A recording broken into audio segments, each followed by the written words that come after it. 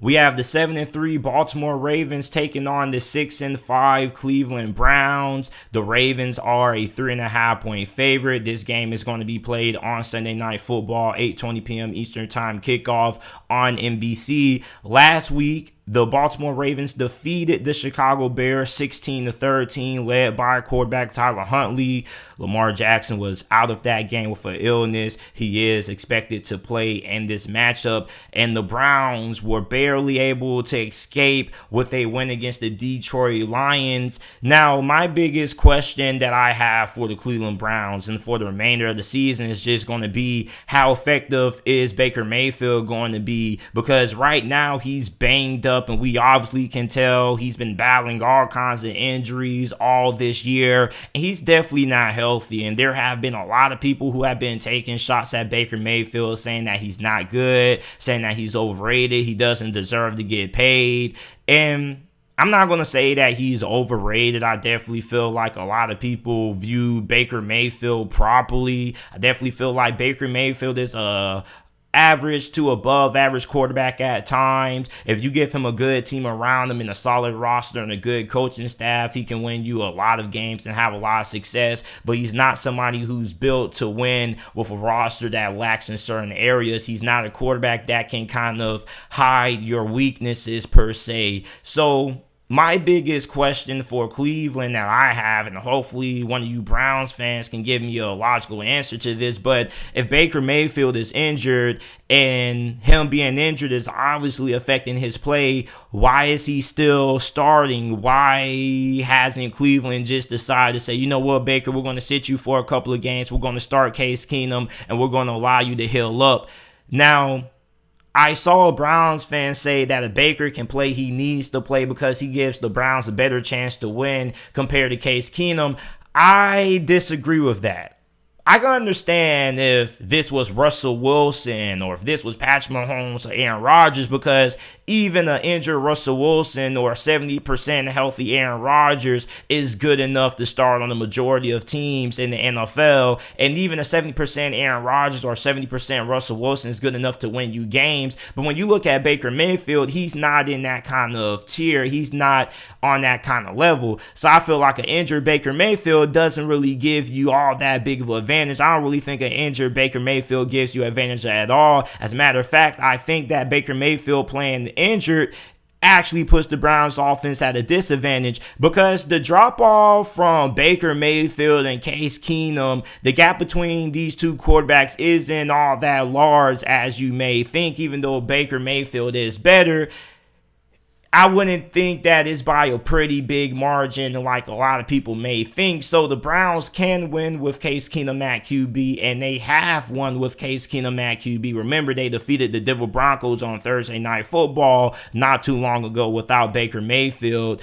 and without Nick Chubb. And pretty much all the Browns really do is run the football. Then once you get the running game going, you establish play action, and you potentially could have Kareem Hunt coming back after missing the last couple of games with an injury coming off IR. So you could have your 1-2 punch back fully healthy with Kareem Hunt and Nick Chubb. So really, you don't need Case Keenum to do that much. All you really need him to throw the ball at most probably should be at least 23 times if everything goes properly. Now, for Baker Mayfield in this game, I don't really know if he's going to be all that effective. I really don't understand why Cleveland just doesn't allow Baker Mayfield a couple of weeks to get healthy and you start Case Keenum, because nothing really changes with the offense. They both have similar skill sets. They both do similar things, and the offense pretty much is dictated on how much success the run game gets going. And if this gets down to a game where the run game doesn't have success for Cleveland and they have to throw the football to win, I don't really think that Baker Mayfield will give them the best chance. I feel like right now Case Keenum gives them the best chance because you don't really have an effective quarterback in Baker Mayfield playing with that injury right now.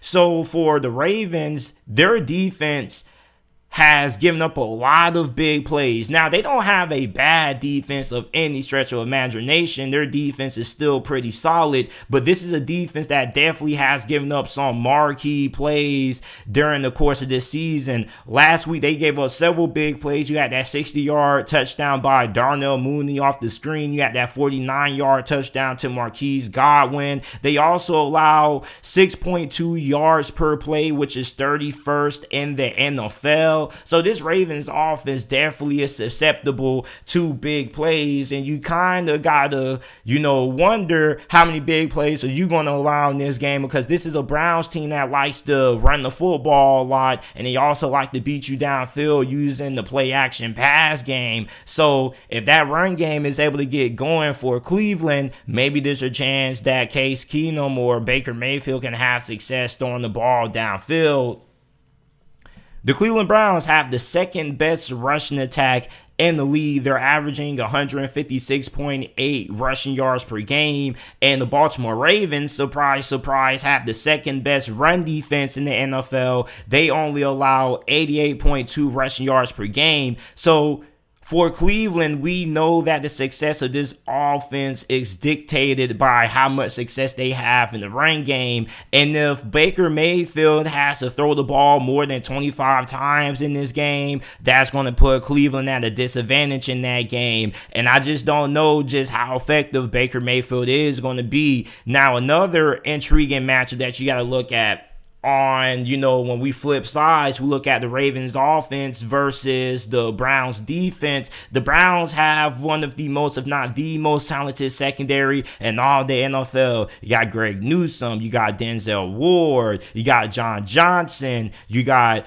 Myles Garrett. You got a lot of talent on the front seven. So the main matchup that I'm going to be watching is going to be how these Baltimore Ravens wide receivers perform against the Cleveland Browns secondary, because the Ravens currently aren't really all that deep at wide receiver outside of Marquise Brown, and we don't really know how healthy he's going to be for this matchup. You also do have Mark Andrews, who has been probably the most reliable passing option this year outside of Marquise Brown. But after that, what are going to be the other wide receivers who are going to step up and make plays in this game? Is it going to be Sammy Watkins? Is it going to be rookie wide receiver out of Minnesota, Rashad Bateman? Rashad Bateman has started to get a good amount of action, and I really want to see if this is going to be a game where he's going to be able to kind of show a glimpse of the potential that he could have that made Baltimore take him in the first round of this past year's NFL draft, because I definitely feel like they're going to need somebody else in the passing game